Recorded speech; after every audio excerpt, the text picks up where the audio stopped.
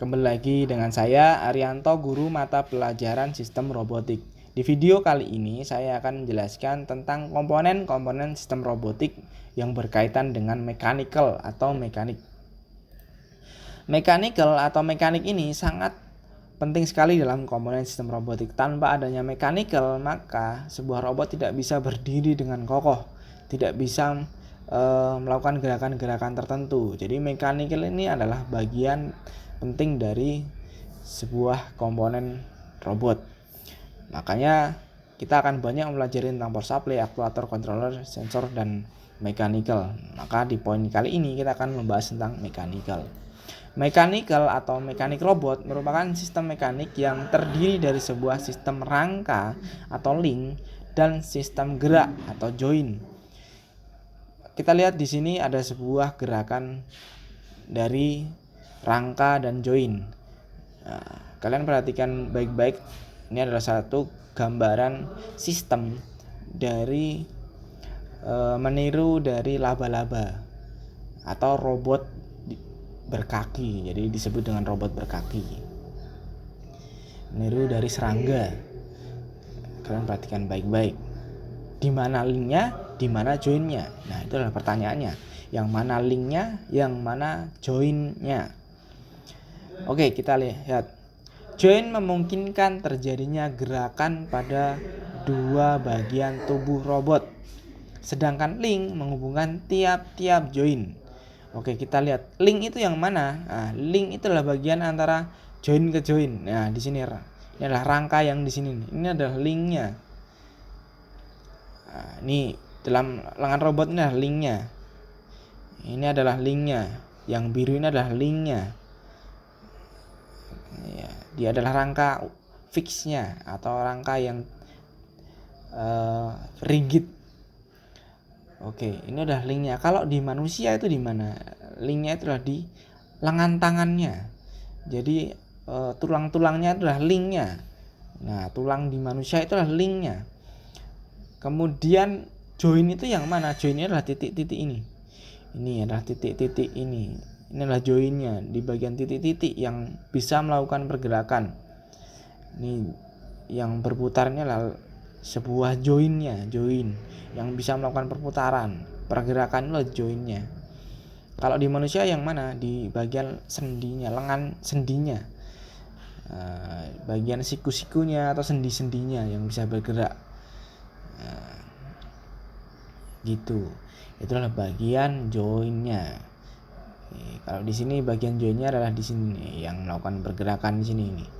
Bagian ini adalah joinnya. Jadi pahami antara link dengan join karena ini adalah bagian mechanical untuk bisa melihat bahwa robot itu bergerak pada sendi yang mana.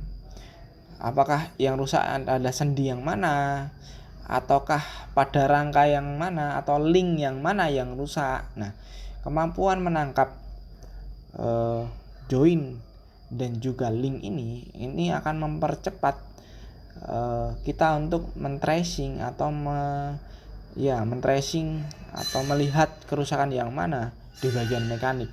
Ataupun kalau kita ingin membuat sebuah sistem mekanik, maka kita bisa melihat bahwa kita membutuhkan link atau rangka yang rigid, ataukah kita membutuhkan sistem gerak atau join pada bagian mana. Jadi kemampuan untuk melihat atau menangkap join atau link itu untuk mengimplementasikan di robot atau membuat robot, ataupun kita ingin menelusuri permasalahan atau kesalahan-kesalahan pada sistem sebuah robot. Jadi kemampuan mekanik itu sangat dibutuhkan. Oke, berikutnya. Nah, hampir semua robot industri memiliki sendi atau join mekanik yang dapat diklasifikasikan atas 5 jenis, yaitu ada yang pertama ada linear join atau gerakan antara in dan out. Link adalah gerakan linear. Linear itu berarti lurus atau tipe L. Nah, kita bisa lihat di sini ada input, ada output. Input itu adalah bagian nih, masukan, kemudian output adalah keluarannya, hasilnya. Nah, kita bisa lihat di sini join motion berarti pergerakan dari join atau sendinya itu bagaimana sih? Kita bisa lihat bahwa pergerakan dari link ini dia akan maju dan mundur. Jadi gerakan linier atau lurus. Dia hanya akan bergerak maju, mundur, maju, mundur, maju, mundur. Gitu. Berikutnya ada orthogonal join. Ini juga linear join, tapi antara in dan out saling tegak lurus atau tipe O. Jadi ini adalah pergerakan dari outputnya adalah bagian sini, inputnya adalah ini. Jadi ini adalah diam, ya kan. Sedangkan yang outputnya ini adalah bergerak. Dia bisa bergerak dari geser ke sini, kanan kiri, kanan kiri. Begitu juga yang bagian C, rotational join merupakan penghubung di mana perputaran terjadi tegak lurus terhadap in dan out link. Oke, kita lihat di sini ada linknya. Ini adalah linknya, sedangkan ini adalah joinnya. Joinnya bergeraknya adalah dia naik turun atau berputar. Nah, dia naik turun, jadi naik turun. Ini seperti pada siku lengan kita. Nah, ini adalah sistem siku pada lengan kita. Ini adalah lengan tangannya. Ini adalah bagian lengan tangan yang satunya, sedangkan ini adalah siku dari lengan tangan kita. Inilah sistem rotational join. Atau bahkan bisa berputar kalau robot. Kalau lengan tangan kita nggak bisa berputar, terbatas. Oke, berikutnya ada twisting join, mengakibatkan gerakan berputar tetapi putaran paralel dengan in dan out link, tipe T join. Jadi ini adalah inputnya, ini adalah outputnya. Jadi join di sini dia bisa berputar 360 derajat. Jadi muter. Bisa berputar joinnya.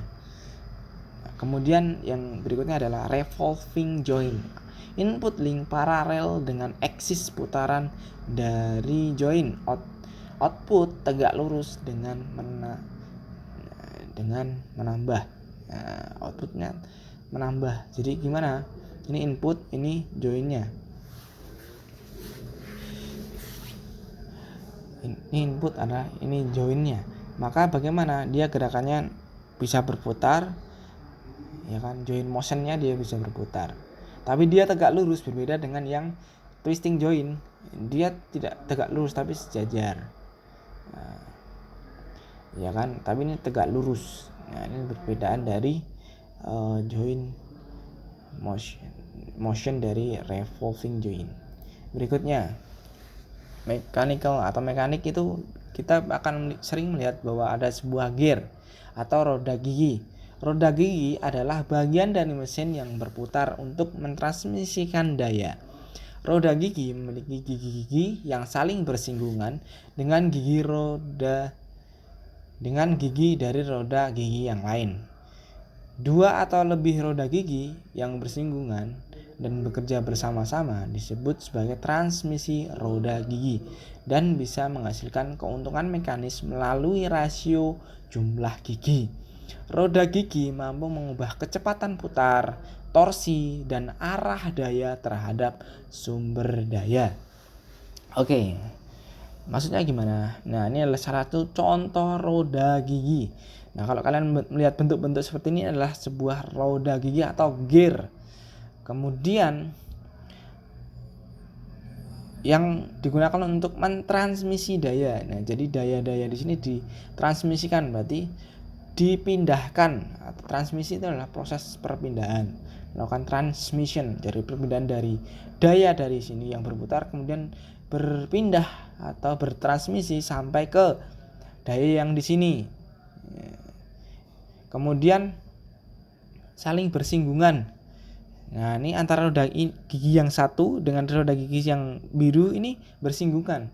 Jadi saling bersinggungan di sini nih. Nah, bekerja bersama-sama. Nah, ini bekerja bersama-sama. Begitu juga dengan ini juga iya bekerja sama-sama. Ini yang disebut dengan transmisi roda gigi. Nah, ini menghasilkan keuntungan mekanis. Nah, misalkan dari sini keuntungan mekanis dari jumlah roda gigi mampu mengubah kecepatan putar. Nah, sekarang ini roda gigi kecil ini kecepatannya cepat sekali. Sedangkan dirubah kemudian dari gear besar, kemudian gear kecil, kemudian menjadi gear besar lagi, maka akan mempengaruhi kecepatan putar dari sebuah perputaran daya atau sumber daya. Misalkan sumber dayanya dari motor. Motornya awalnya itu adalah cepat, tapi kita ingin kecepatan dari roda itu lambat, maka adanya sebuah gear di sini. Dari cepat kemudian menjadi lambat. Nah, kemudian ada sebuah torsi. Jadi torsi itu adalah kekuatan. Nah, kekuatan ini misalkan dari kekuatannya yang tadinya kekuatan motor itu lambat, ya kan? Kemudian bisa menjadi kuat sekali. Oke, secara gambaran umumnya gini. Ada sebuah motor, ya, kendaraan bermotor atau sepeda motor, ya kan? Itu kan antara di jalan yang lurus, ya, lurus landai itu membutuhkan sebuah namanya kecepatan. Ada gear-gearnya, gigi 1, gigi 2, gigi 3, gigi 4. Itu untuk landai. Bagaimana kalau motor itu berada di jalan yang naik atau di pegunungan, sedang naik? Itu bagaimana? Menggunakan gigi berapa? 1, 2, 3, 4, 5. Kalau 5 kira-kira kuat atau enggak? Enggak kuat. Maka pada kondisi pegunungan atau sedang naik, motor akan menggunakan gigi yang pertama. Gigi yang pertama, kenapa menggunakan gigi yang pertama? Karena pada gigi pertama sepeda motor itu torsinya sangat kuat, akan tetapi kecepatannya lambat. Sedangkan pada gigi yang keempat atau kelima pada sebuah motor itu memiliki torsi yang rendah atau kekuatan yang rendah, akan tetapi putaran kecepatannya bisa menghasilkan kecepatan yang tinggi, kayak gitu. Nah, jadi maka kalau ditanjakan itu menggunakan gigi yang satu, karena torsinya, kekuatan torsinya atau kekuatan dari daya yang dihasilkan itu sangat kuat sekali sehingga motor mampu untuk naik, kayak gitu. Ini salah satu bentuk gear. Salah satu bentuk contoh gear roda gigi. Nah, kemudian arah daya dari putaran bisa dirubah menjadi arah yang lurus. Nah, ini arah dayanya bisa dirubah. Salah satu contohnya adalah ini nih. Dari yang berputar dirubah menjadi yang gerak linier atau lurus, kayak gitu. Nah, ataupun arah yang seperti ini. Jadi oke. Mungkin itu yang bisa saya jelaskan. Berikutnya ada yang namanya mechanical cam. Nah, ini akan sering kalian temui. Mechanical cam atau cam adalah bagian yang berputar atau meluncur dalam hubungan mekanis yang digunakan terutama dalam mengubah gerakan berputar menjadi gerakan linier. Jadi sebuah gerakan berputar dari sebuah motor, ya kan, motor DC atau motor AC yang nanti akan dijelaskan. Itu gerakan berputar kemudian dirubah menjadi gerakan linier.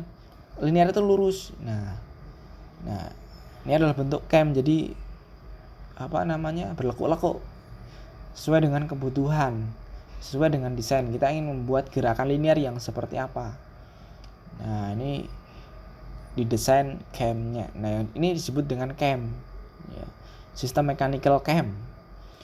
Jadi si linier ini dia akan mengikuti dari permukaan dari cam ini sehingga akan menghasilkan sebuah gerakan mekanis.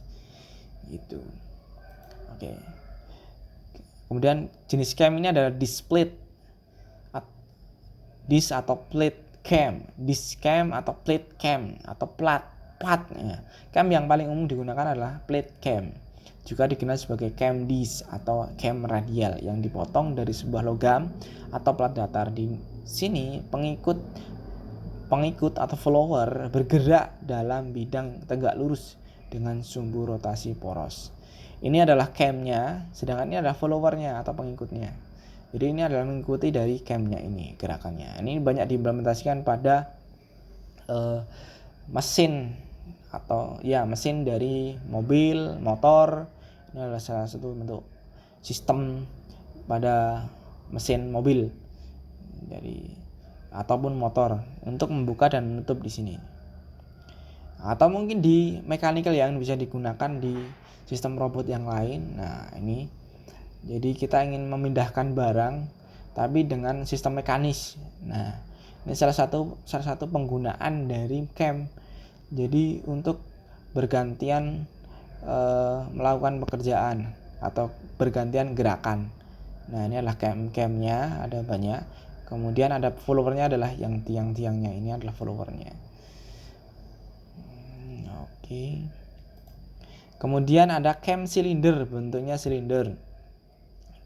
Cam silinder atau cam barrel adalah cam di mana pengikut mengendari di atas permukaan silinder. Pada tipe yang paling umum, pengikut naik dalam alur yang dipotong ke permukaan silinder.